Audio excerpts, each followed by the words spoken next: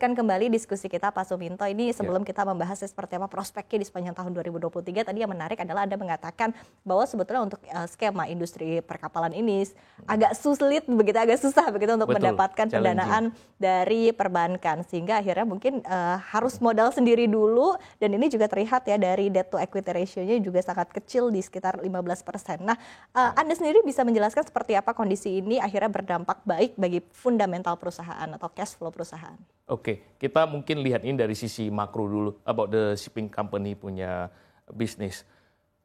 Kalau kita lihat dalam skop 10 tahun, memang shipping ini merupakan salah satu sektor yang lumayan masuk dalam kategori risk di dalam bidang perbankan. Karena kan kalau kita lihat kacamata yang sudah terjadi, banyak case yang terjadi. Because it's a moving asset, jadi kita nggak bisa menggunakan kapal itu sebagai jaminan. Itu dulu. Tapi saat ini banking itu sudah mulai aware what is happening right now. Where is all the money flow sekarang lebih banyak ke commodity bukan lagi ke property, oke. Jadi mereka udah mulai terbuka dengan menyesuaikan beberapa poin penting yang harus disesuaikan untuk kita punya kerjasama dengan banking lah, oke.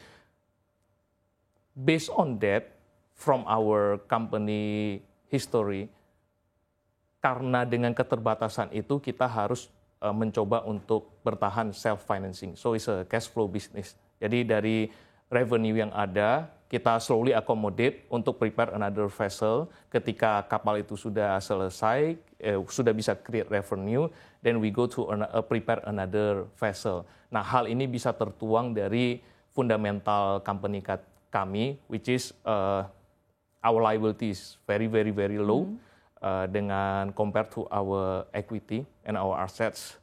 So I hopefully it's a good showing that we have a good corporate governance and management and the way we decide for the future of the business. Oke, ini juga menjadi salah satu strength utama begitu ya, based on tadi analisa fundamental untuk dari emiten ini sendiri. Nah, kemudian kalau kita berbicara tadi yang mungkin juga menjadi pertanyaan begitu bagi para investor, mungkin juga khususnya investor retail begitu adalah tadi disebutkan bahwa ini juga bisnis yang risknya cukup besar begitu. Nah, bagaimana perusahaan ini bisa sekali lagi ya tadi untuk berupaya untuk menjaga resiko ini sendiri begitu ya agar lebih cenderung aman dari resiko-resiko yang ada?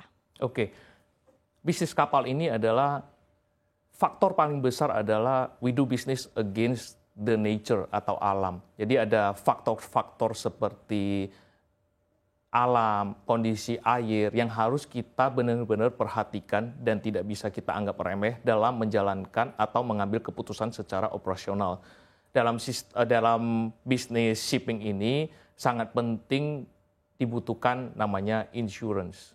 Jadi aset kami semua yang berjalan, for sure itu semua ada asuransi. Itu yang pertama. Kemudian kalau kita mau pecah lagi lebih dalam secara operasional, semua kapal kita itu sudah klasifikasi sesuai dengan ketentuan Biro Klasifikasi Indonesia. Yaitu dalam waktu 5 tahun, itu ada program-program maintenance dan docking yang sudah kita lakukan.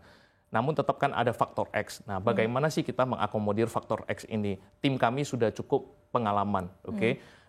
We have a saying that this is a 24-hour business. Kita nggak bisa seperti bank jam 5 kita close then the business is done gitu. Karena kan kapalnya tetap berjalan. Kita serving client, so we have to be ready for 24 hours.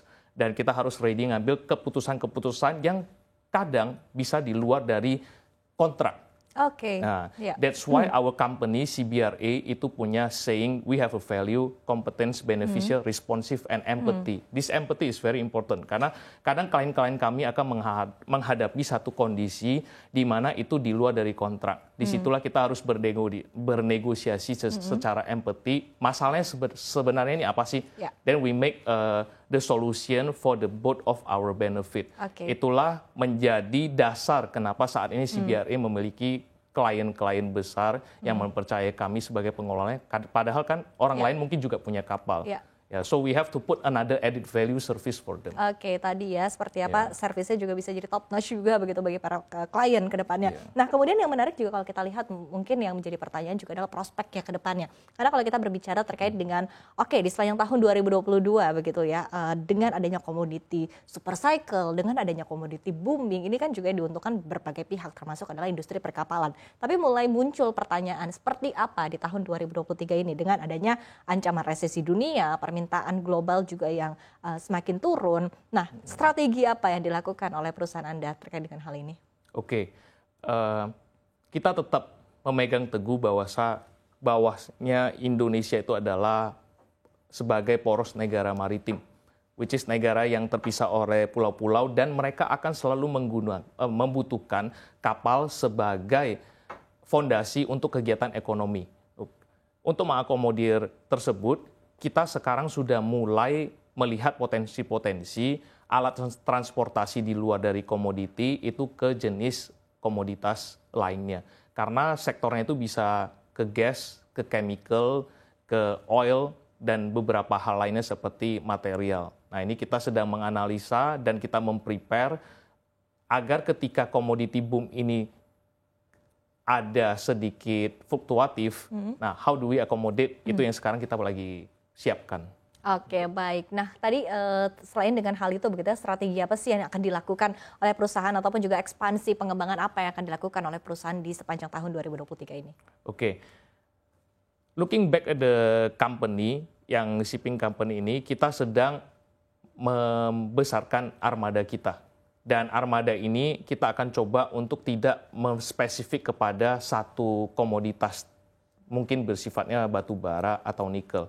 Jadi kita mulai melihat potensi-potensi seperti transportasi chemical dan gas dan juga barang-barang lainnya. Karena beberapa komoditas ini yang mulai muncul ini sebagai tren ini kan ada pasir silika juga, ada pasir laut. Nah, hal-hal seperti itu kita mempelajari potensinya dan mungkin akan menjadi salah satu pipeline project dari CBRE di tahun 2023. Oke.